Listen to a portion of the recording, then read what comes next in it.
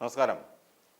ഡൽഹിയിൽ തെരഞ്ഞെടുപ്പ് അടുത്തു വരുന്ന സാഹചര്യത്തിൽ അരവിന്ദ് കെജ്രിവാൾ എന്ന നേതാവിന് അതിശക്തമായ ഇടിവാണ് ഉണ്ടായിക്കൊണ്ടിരിക്കുന്നത്. എന്ന് വെച്ച് കഴിഞ്ഞാൽ ഇതുവരെ കെജ്രിവാൾ ഉണ്ടാക്കി വെച്ചിരുന്ന എല്ലാ ആ, ജനകീയതയും നഷ്ടപ്പെടുന്ന തരത്തിലുള്ള നീക്കങ്ങളാണ് ഇപ്പോൾ നടന്നുകൊണ്ടിരിക്കുന്നത്. കെജ്രിവാളിനെ ഇന്ത്യ മുന്നണിയിൽ യാതൊരു പ്രസക്തിയും ഇല്ലാതായി മാറിക്കൊണ്ടിരിക്കുന്നു. ഡൽഹിയെ സംബന്ധിച്ചിടത്തോളം ഈ അരവിന്ദ് കെജ്രിവാളിൻ്റെ ഭരണകാലഘട്ടം വികസന മുരടിപ്പിൻ്റേതായിരുന്നു എന്ന് വിളിച്ചോതുന്നതാണ് അവിടെ നിന്ന് ഉയരുന്ന പല പ്രസ്താവനകളും എന്ന് നമുക്ക് കാണാം. ഇപ്പോൾ ഉദാഹരണം പറയുകയാണെങ്കിൽ ബഹുജൻ സമാജ്വാദി പാർട്ടിയുടെ ഒരു നേതാവ് ആകാശ് ആനന്ദ് എന്ന് പറയുന്ന നേതാവ് വളരെ മോശപ്പെട്ട രീതിയിലാണ് അരവിന്ദ് കെജ്രിവാളിൻ്റെ ഭരണകാലത്തെ വിമർശിച്ചിരുന്നത്. അതായത് അരവിന്ദ് കെജ്രിവാളിൻ്റെ വികസനം എന്ന് പറഞ്ഞാൽ ദ്രൗപദിയുടെ സാരി പോലെയാണ്, അനന്തമായി നീണ്ടുപോയിക്കൊണ്ടേയിരിക്കുന്നു എന്നുള്ള രീതിയിലാണ് ആ വിമർശനം വരുന്നത്. അതായത് അരവിന്ദ് കെജ്രിവാൾ വികസനം എന്ന് എത്ര ഉച്ചത്തിൽ വിളിച്ചു കൂവിയാലും അല്ലെങ്കിൽ എത്രത്തോളം വാഗ്ദാനങ്ങൾ വികസനത്തിൻ്റെ പേരിൽ ഡൽഹി നിവാസികൾക്ക് കൊടുത്തിരുന്നാലും ശരി, അതൊക്കെ വെറും വാഗ്ദാനങ്ങളായി, ഒരിക്കലും നടപ്പിലാകാത്ത വാഗ്ദാനങ്ങളായി അവശേഷിക്കുന്നു എന്നുള്ളതാണ് ആകാശ് ആനന്ദിൻ്റെ പുതിയ കണ്ടെത്തൽ. നമുക്കറിയാം, ഈ ഇന്ത്യ മുന്നണിയിലെ ഏറ്റവും ശക്തനായ നേതാവായിരുന്നു അരവിന്ദ് കെജ്രിവാൾ. ഡൽഹി മദ്യനയ കേസുമായി ബന്ധപ്പെട്ട് അദ്ദേഹം അറസ്റ്റ് ചെയ്യപ്പെടുകയും തിഹാർ ജയിലിലേക്ക് പോവുകയും ചെയ്തു, മനീഷ് സിസോദിയ അടക്കം. അപ്പോൾ ഒടുവിൽ അതിനുശേഷം മടങ്ങി അവിടെ നിന്ന് ജാമ്യം ലഭിച്ച് തിരിച്ച് ലോക്സഭാ തെരഞ്ഞെടുപ്പിൻ്റെ കാലഘട്ടത്തിൽ, അതിൻ്റെ പ്രചാരണ കാലഘട്ടത്തിൽ അദ്ദേഹം വീണ്ടും ശക്തനായ ഒരു നേതാവായി പുറത്തേക്ക് ഇറങ്ങുകയായിരുന്നു. ആ സമയത്ത് ഡൽഹിയിലുണ്ടാക്കിയ ഒരു ചലനം അതിഭീകരമായിരുന്നു, വലിയ തോതിലുള്ള ഒരു ചലനമായിരുന്നു അന്ന് ഇത് അരവിന്ദ് കെജ്രിവാളിൻ്റെ മടങ്ങിവരവ് ഉണ്ടാക്കിയെടുത്തത്.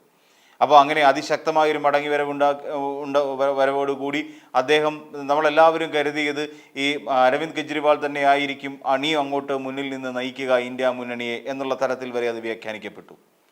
പക്ഷേ ദൗർഭാഗ്യവശാൽ ഹരിയാനയിലുണ്ടായ തെരഞ്ഞെടുപ്പിൽ കോൺഗ്രസും ആം ആദ്മി പാർട്ടിയും തമ്മിൽ ഇടയുന്ന ഒരു സ്ഥിതിവിശേഷമുണ്ടായി.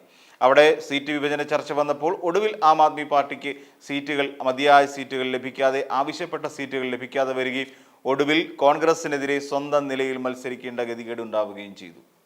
കോൺഗ്രസ് അങ്ങനെ ഒട്ടുമിക്ക സ്ഥലങ്ങളിലും പരസ്പരം മുന്നണിയിലുള്ളവരെ വെറുപ്പിച്ചുകൊണ്ട് തന്നെ നീങ്ങിപ്പോയ ഒരു പാർട്ടി കൂടിയാണ്. അതിനിടയിലാണ് ഇപ്പോൾ ബഹുജൻ സമാജ്വാദി പാർട്ടിയിലെ ആകാശ് ആനന്ദ് ഈ രീതിയിലുള്ള ഒരു ആരോപണം മുന്നോട്ട് വെച്ചിരിക്കുന്നത്. നമുക്കറിയാം, കഴിഞ്ഞ ദിവസങ്ങളിലെല്ലാം തന്നെ അരവിന്ദ് കെജ്രിവാളിൻ്റെ ബംഗ്ലാവിലെ കണക്കുകൾ 96 ലക്ഷം രൂപ വിലയുള്ള കർട്ടനുകളെക്കുറിച്ചും അതോടൊപ്പം അവിടെ ഉപയോഗിച്ചിരിക്കുന്ന പണികളെക്കുറിച്ചുമെല്ലാം നിരവധിയായ കോടിക്കണക്കിന് രൂപയുടെ മോടി പിടിപ്പിക്കലായിരുന്നു അവിടുത്തെ ബംഗ്ലാവിൽ നടന്നിരുന്നത്, മുഖ്യമന്ത്രിയുടെ ബംഗ്ലാവിൽ. അപ്പോൾ ഇതുമായി ബന്ധപ്പെട്ട വാർത്തകൾ വന്നിരുന്നു. അവിടുത്തെ സാധാരണക്കാർ അതീവ കഷ്ടപ്പാട് അനുഭവിച്ചു കൊണ്ടിരിക്കുകയാണ് എന്നുള്ള നിലയിലാണ് ഇപ്പോൾ ആകാശ് ആനന്ദ്, ബഹുജൻ സമാജ്വാദി പാർട്ടിയുടെ നേതാവ്, പറഞ്ഞുകൊണ്ടിരിക്കുന്നത്. നമ്മൾ നോക്കിക്കഴിഞ്ഞാൽ റോഡുമായി ബന്ധപ്പെട്ട് റോഡ് ഒരു തരത്തിലും എവിടെയും വികസിച്ചിട്ടില്ല. അതോടൊപ്പം തന്നെ വിദ്യാഭ്യാസ മേഖല തകർന്നു. അതോടൊപ്പം തന്നെ പരിസ്ഥിതിയുമായി ബന്ധപ്പെട്ട പ്രശ്നങ്ങൾ ഇപ്പോഴും ഡൽഹിയിൽ അനുഭവിച്ചു കൊണ്ടിരിക്കുന്നു. അവിടെ വിഷവാതകം ശ്വസിക്കുന്ന ഒരവസ്ഥയിലേക്ക് കാര്യങ്ങൾ നീങ്ങിയിരിക്കുന്നു. ആരോഗ്യം, അതോടൊപ്പം തന്നെ ഡൽഹി ട്രാൻസ്പോർട്ട് കോർപ്പറേഷൻ, അതോടൊപ്പം തന്നെയോ സമ്പദ് വ്യവസ്ഥ, അങ്ങനെ എണ്ണിയാലൊടുങ്ങാത്ത തരത്തിൽ വികസന മുരടിപ്പ് നേരിടുന്ന നിരവധി പ്രദേശങ്ങൾ ഡൽഹിയിൽ നമുക്ക് കാണാം, അല്ലെങ്കിൽ നിരവധി മേഖലകൾ നമുക്ക് കാണാൻ സാധിക്കും. അപ്പോൾ ഇതിനെല്ലാം ഉയർത്തിക്കാട്ടിക്കൊണ്ടാണ് ഇപ്പോൾ അരവിന്ദ് കെജ്രിവാളിനെതിരായി ആകാശ് ആനന്ദ് ഈ രീതിയിലുള്ള ഇത് ഉന്നയിച്ചിരിക്കുന്നത്. അപ്പോൾ അതായത് പിന്നെ കോൺഗ്രസ് നേതാവും സന്ദീപ് ദീക്ഷിതും ഇപ്പോൾ അരവിന്ദ് കെജ്രിവാളിനെതിരെ വന്നിരിക്കുന്നു. അതായത് ജനങ്ങളോടുള്ള വഞ്ചനയാണ് കഴിഞ്ഞ ഇത്രയും കാലങ്ങളിൽ ആം ആദ്മി പാർട്ടിയുടെ സർക്കാർ കാട്ടിയിരിക്കുന്നത് എന്നുള്ളതാണ് പറച്ചിൽ. അതായത് കോൺഗ്രസ് എതിരിടുന്നു, അതോടൊപ്പം ബഹുജൻ സമാജ്വാദി പാർട്ടി ആം ആദ്മി പാർട്ടിയെ തള്ളിക്കളയുന്നു, അല്ലെങ്കിൽ അരവിന്ദ് കെജ്രിവാളിനെ തള്ളിക്കളയുന്നു. കഴിഞ്ഞ കാലങ്ങളിലെല്ലാം ജനങ്ങളെ വഞ്ചിക്കുകയായിരുന്നു അക്ഷരാർത്ഥത്തിൽ അരവിന്ദ് കെജ്രിവാൾ ചെയ്തത് എന്നുള്ള വെളിപ്പെടുത്തലുമായി കോൺഗ്രസും വന്നു കഴിഞ്ഞിരിക്കുന്നു. ഇതോടുകൂടി ആം ആദ്മി പാർട്ടിയുടെ മുന്നോട്ടുള്ള യാത്ര എല്ലാ അർത്ഥത്തിലും ഒരു തടസ്സം നേരിടുന്ന ഒരവസ്ഥയിലേക്ക് കൂപ്പുകുത്തുകയും ചെയ്തു. ഇതോടുകൂടി ഡൽഹിയിൽ ഇനിയിപ്പോൾ ഈ തമ്മിലടിയാണ് ഏറ്റവും വലിയ പ്രതിസന്ധിയായി ബി ജെ പിക്ക് ഗുണകരമായ ഒരു അവസ്ഥയായി മാറാൻ പോകുന്നത്. അപ്പോൾ അതായത് BJPക്ക് വേണ്ട രീതിയിലുള്ള മെച്ചപ്പെട്ട ഒരു അവസ്ഥ ഈ തമ്മിലടിയിൽ നിന്ന് ഉണ്ടാക്കിയെടുക്കാൻ കഴിയുമെന്ന് തന്നെയാണ് BJP നേതാക്കളും വിശ്വസിക്കുന്നത്. അതോടുകൂടി BJP അവിടെ വീണ്ടും അധികാരത്തിൽ കയറുവാനുള്ള, അധികാരത്തിൽ എത്തുവാനുള്ള എല്ലാ സാധ്യതകളും ഇതോടുകൂടി തെളിയുന്നു.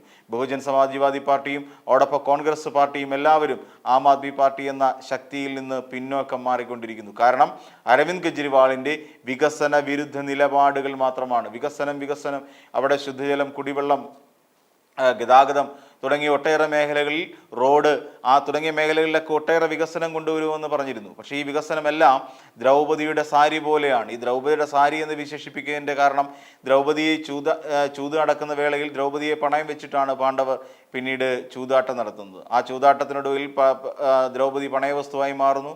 ഒടുവിൽ ദുശാസൻ എന്ന് പറയുന്ന ആൾ ദ്രൗപദിയുടെ ഉടുചേല അഴിച്ചു കളയുകയായിരുന്നു.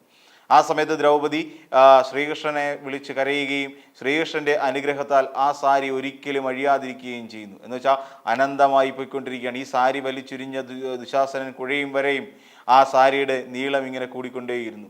ഈ സാരിയുടെ നീളം പോലെ തന്നെയാണ് ഈ അരവിന്ദ് കെജ്രിവാളിൻ്റെ വികസന കാഴ്ചപ്പാടുകളും വികസന വാഗ്ദാനങ്ങളും എന്ന് ഒരിക്കൽ കൂടി ആകാശ് ആനന്ദ് വ്യക്തമാക്കുന്നു.